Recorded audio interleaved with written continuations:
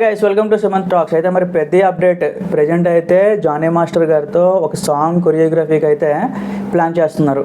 అంటే టాలీవుడ్లో one of the unique songs deliver చేశారనమాట. అందులో ఆల్ టైమ్ హిట్ ఏదైనా ఉంది అంటే ఏ రోజుకి చూసినా మనకు నచ్చుతుంది, లైలా లైలా అని చెప్పి.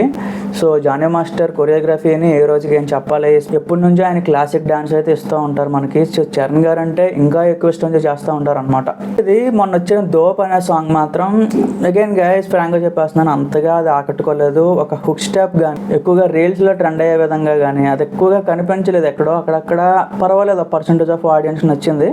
బట్ జానీ మాస్టర్ నుంచి వచ్చిన కొరియోగ్రఫీ అయితే అది కాదు, అతని లెవెల్కి సరిపోయేంత ఆయన అయితే ఇవ్వలేదన్నమాట. అగైన్ దాని వెనకాల రీజన్ సాంగ్ బాగుంటే ఆయన కొరియోగ్రఫీ చేయగలుగుతారు. ఇప్పుడు సాంగ్ బాగాలేకపోతే ఇంకా ఆయన ఏం చేస్తారు?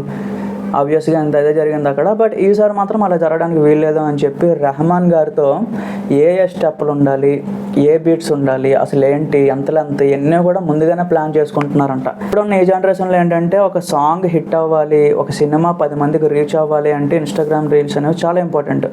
అందులో మరీ ముఖ్యంగా ఇలాంటి హుక్ స్టెప్స్ అనేవి చాలా ఇంపార్టెంట్. ఆ హుక్ స్టెప్ క్రియేట్ అవ్వాలి అంటే దానికి తగ్గ బీట్ అనేది మ్యూజిక్ డైరెక్టర్ ఇవ్వాలన్నమాట. ఇప్పుడు అదే డిస్కషన్స్ నడుస్తుంది అనమాట. జానీ మాస్టర్ ఏంటంటే రెహమాన్ గారిని కలవడం జరిగింది. సో ఈ స్టైల్లో మోడ్ చేద్దాం, ఈ స్టైల్లో పెడదాం అని చెప్పి ఇద్దరు డిస్కస్ చేసుకున్నారు. అదంతా కూడా ఒక మాస్ బీట్ సాంగ్ కోసం అయితే ప్లాన్ చేసుకున్నారు అనమాట. సో ఆబ్వియస్గా జానీ మాస్టర్ గారు కూడా రీసెంట్గా కొంచెం కాంట్రవర్షియల్ ఇష్యూస్ వలన జైలుకి వెళ్ళడం జరిగింది. ఇప్పుడు ఏంటంటే ఆయన కొన్ని సినిమాలు పనిచేస్తున్నారు. అందులో మన చరణ్ గారి సినిమా కూడా పనిచేయడం చాలా హ్యాపీగానే ఉంది, ఎందుకంటే అలాంటి కాంబో. సో చరణ్ గారితో చాలా మంచి మంచి సాంగ్స్ తీశారనమాట. ఇప్పుడు ఈ పెద్దలో కూడా మంచి చార్ట్ బస్టర్ అయితే లోడ్ అవుతుంది. మంచి మంచి స్టెప్స్ ప్లాన్ చేస్తున్నారు, కొరియోగ్రఫీ ఇంకా నెక్స్ట్ లెవెల్లో. ఎందుకంటే ఇది day by day international film అయిపోతుంది కాబట్టి ఆ లెవెల్లోనే ప్లాన్ చేస్తున్నారు అనమాట. సో దీనికి సంబంధించి ఇంకా చాలా అప్డేట్స్ ఉన్నాయి గైస్. ఈ సాంగ్ షెడ్యూల్ అయితే ఇంకా స్టార్ట్ కాలేదు, ఇంకొక 10 రోజుల్లో 12 రోజుల్లో స్టార్ట్ అయిపోతుంది.